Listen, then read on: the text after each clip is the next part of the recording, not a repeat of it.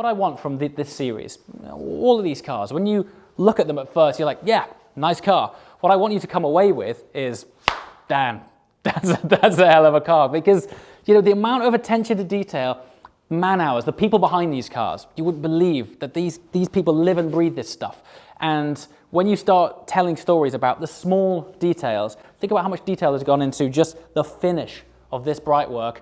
That for me echoes down on every component of this car. There's people's heart and soul in these things. And that's why I love, and I know you all joke with me on this channel, but it's why I love setting context. So there's a spot of context for you.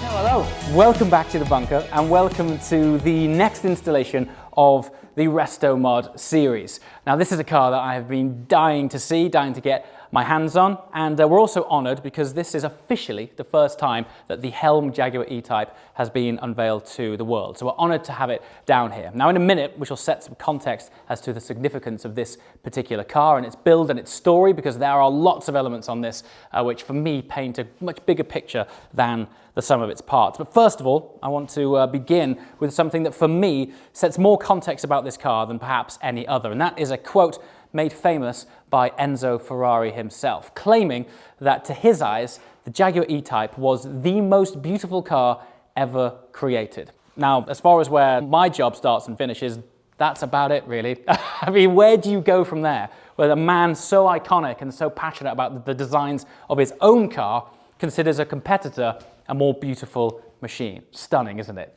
So, today, as the title would suggest, we're talking Restomods, and what I particularly like about the approach that HELM have taken towards this car is that, you know, out there's plenty of people restoring E-types. There's no shortage of people who will build you a Concours edition E-type to take it back as close to its factory as it was, the day that it rolled off that production line. But HELM have looked at the market and considered an entirely different approach. At first, when I heard it, I thought, surely there's someone else out there doing this. What they've done is to try to create the most luxurious, beautiful E-type experience. So rather than detracting too far from the original E-type experience, they've enhanced on it. They built on top of it. The guys who are the engineers behind this have spent years working with original E-type, so they have a lot of knowledge of what's good about them and what's not so good about them. This car is based on the Series 1 E-type.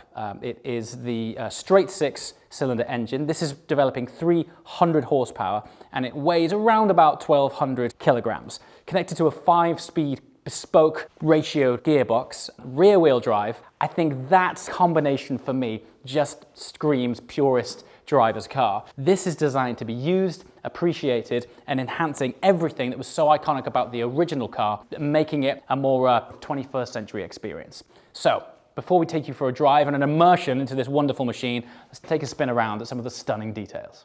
All right, what better place than to start at the front of an E-type? I mean, the whole silhouette, particularly the side profile of this car, is iconic, but there's something about the front, unmistakably E-type. What HELM have done is kept this car as original as they can. So it's only subtle details which they've gone and augmented. Things like this. They would traditionally stop around about here, but HELM have taken it just this extra step, and they've been able to sculpt it and enhance that crease line. And when you identify small details like this, you'll notice all of these little bits of story that reoccur throughout the whole car. Now then, while we are here, things which have been upgraded, and I think one reoccurring theme through this car is the topic of usability. See, while it's still based on a classic, things have been enhanced. The lights. So for example, these still look like a pretty traditional classic headlight, but actually these are now running LED lights. So you can actually use this thing at night. It's not like the old car where there was almost felt like there was a candle out in front of you at night. These will actually work. And then there's subtle details that you might not pick up on, like additional lacquering on the inside of these headlight clusters here. And speaking of lacquering, paint. Now, what I think is quite cool about classic cars is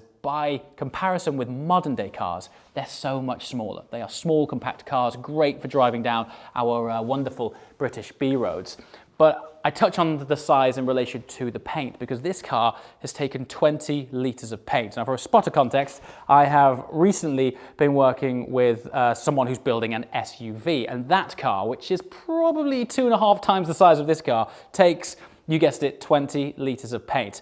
The finish on this is stunning. It's got 4 coats of lacquer, and it's painted not only on the top side, but also underneath and the inside. So if you were to strip this car apart, you would see the attention to detail that has gone into every single panel. Basically, panel for panel and original E-Type. The actual only original parts on this car are the roof and the bulkhead. And I think there's some actually on the rear boot, which we shall share with you shortly. But that's, for me, is an example of just how ground up nuts and bolts HELM have gone to re-engineer and repurpose this car. Amazing to think that this is basically their work. It's incredible, but still, importantly, iconic E-Type.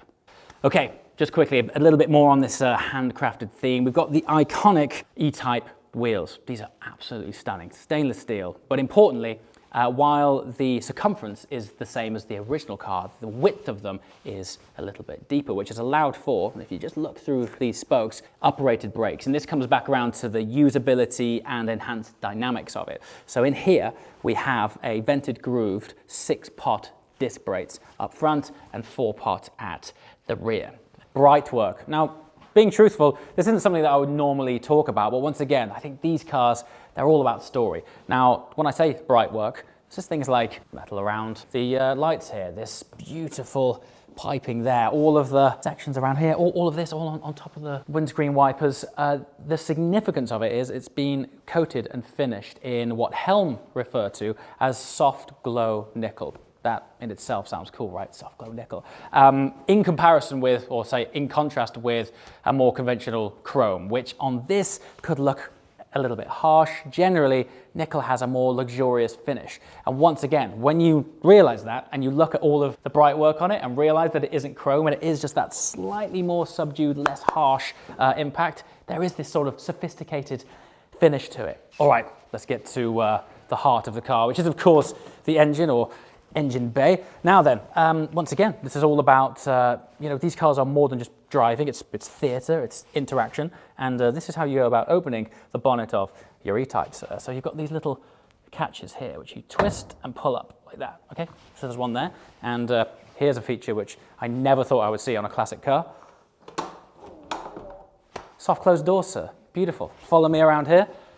Same on this side.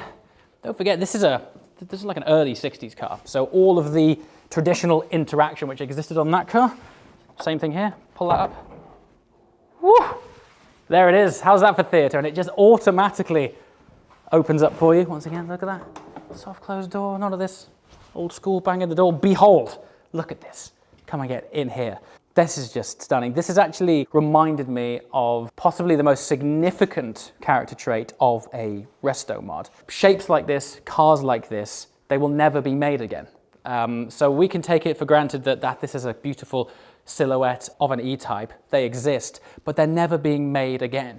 And when they were made back in the 60s, when we say handcrafted and handmade, they were really handcrafted and handmade cars, which means even though that they were on a fairly standardized production line, by modern day standards, each one of these cars is as unique as your fingerprint. They all have their own soul, their own quirks, and that's really what creates the character that we just don't find on modern day cars. And check in there, when was the last time you saw an engine bay like that on a modern car? You didn't. It's just a stunning thing. So, straight six, Series 1 car. Later on in the production life of the E-Type, they did go for a V12. But the straight six, something about it is considered the sweet spot. Not only because it is a lighter weight car, but it also helps with the agility of it. It sounds fantastic. And it's just something about originals, aren't they? That is the iconic car. Now, this car is running, and going back to usability, you want to come to your classic car, and even if it's snowy outside, which as it happens it is, you just want to be able to turn it on and go on your road trip with optimized cooling. You can see right down there, substantially upgraded radiator. What is cool on this, there is fuel injection, but it is disguised within the Weber carb housing. So it looks like a traditional engine bay, which is part of the theatre and enjoyment of these cars. But of course, the modern underpinnings which are housed inside means you've got the reliability and performance of a more modern day engine. Restomod, best of both worlds. Quite like this HELM logo engraved on top of the block here. Now just quickly, we have uprated adjustable dampers. The torsion bars, they've also been uprated too. Just noticed in my peripheral vision some more soft glow nickel here on a bracket that you might not see that often, but once again, all about the detail. And this is a massively significant component of the car, because this is a handcrafted bonnet made entirely from aluminium. Significance of it, that contributes to a massive amount of the weight saving, which has kept this car down, as I mentioned earlier on, to around about 1,200 kilograms. So that lovely power to weight ratio of 300 horsepower, 1,200 kgs, manual gearbox. I can't wait to get behind this thing. Now, the other cool thing about old cars, Restomods, is they're not subject to the same rules that modern day cars are today.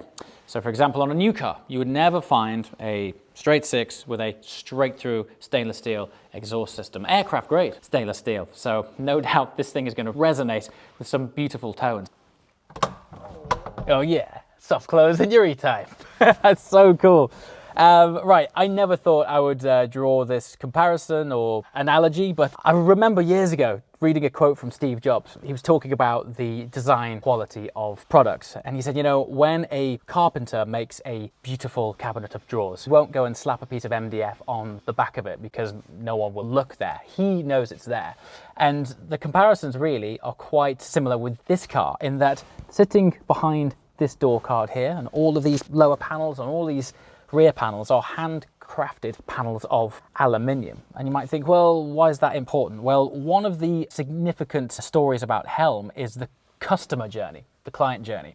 So it's not that you place your order and then 1 year later your car turns up. The customer gets involved with the order in every significant stage of the build process, which means at some point he will have seen his car and his chassis as a bare shell.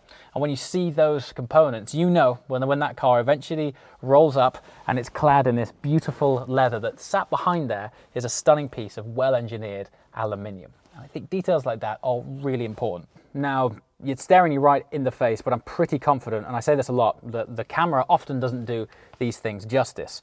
But the interior on this thing, seriously, I wish you could be here just to smell it, just to touch it. The significance of it is that HELM have teamed up and partnered with a leather design house called Bill Amberg. These guys are artisans of leather. Honestly, the tactile nature of it, the cross-stitching, the contrast between natural semi-aniline leather and then this gorgeous, this suede here. It's just fabulous, and it feels like you're sat in a beautiful handbag. Funnily enough, there is some bespoke luggage which comes tailor-made to suit the interior of this car. We'll touch on that in a minute when we open the rear, because that in itself is a beautiful piece of design. But just going back to the alignment of detail between these two brands, check out the switchgear here. There is hand-stitched little quilted pockets that sit on the switchgear. Yeah, it's a stunning, stunning place to be. Now, I don't know if the camera is going to pick up on this detail, but we'll show you how this ties in the rear shortly. But the attention is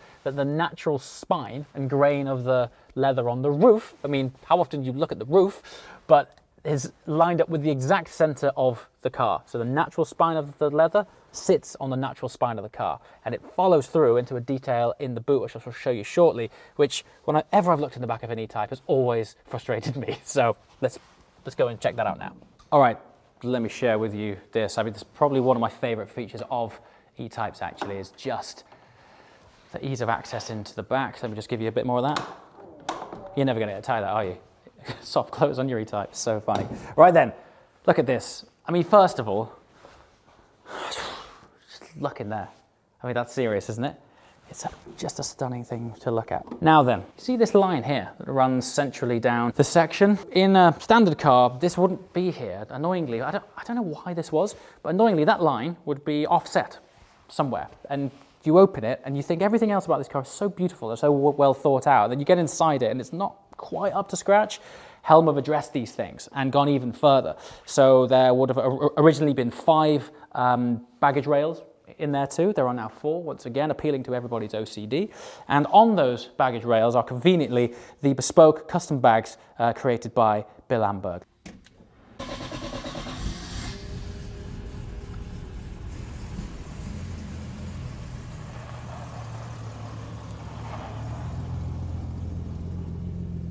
All right, I've driven some cool cars.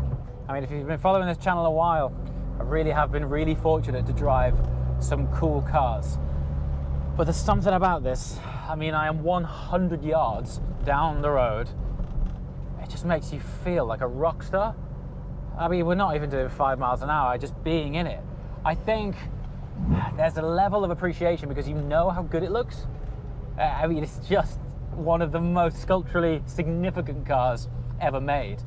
And to know that you're at the, no pun intended, helm is quite something, isn't it? So this really is the early days of beginning to search for what we might want out of a Restomod. We'd like to add one to the channel. Chances are we're going to need to get it built. I've always loved E-types, and I just want to sort of start from here and consider options now moving forwards. What Restomod would you like to see on the channel? But importantly, what journey of a build of a Restomod would you like to follow? I've got to tell you, the way this thing looks, an E-type might not be a bad shout. What I already love, and I really do like this, is that I got a smile on my face at 40 miles an hour. Just completely accessible road speeds. To be in something that the enjoyment is with the interaction, not the top speed. You don't need to go fast in this in order to feel good.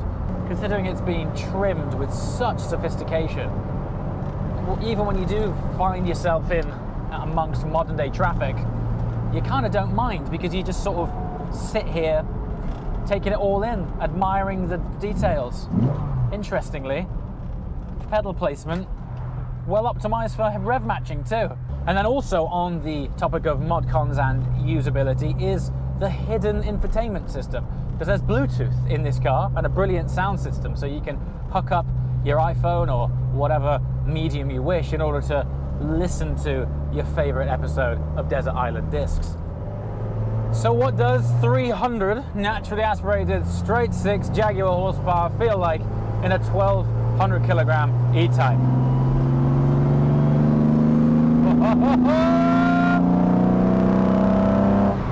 Absolutely gorgeous is the answer. Absolutely gorgeous.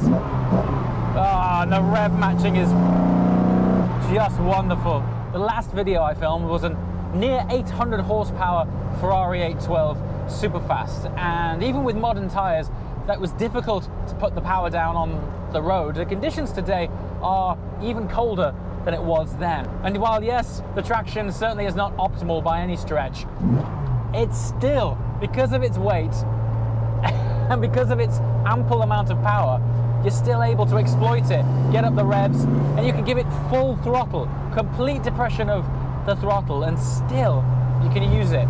And I think in this day and age, this is really important. This is why the Restomod series, or classic cars in general, are beginning to appeal to me more and more lately, because I'm not sure if you've noticed, but week by week, month by month, the roads are becoming less conducive to supercars, really. And also, not to do supercars a bad name, but they're becoming a little bit samey, aren't they?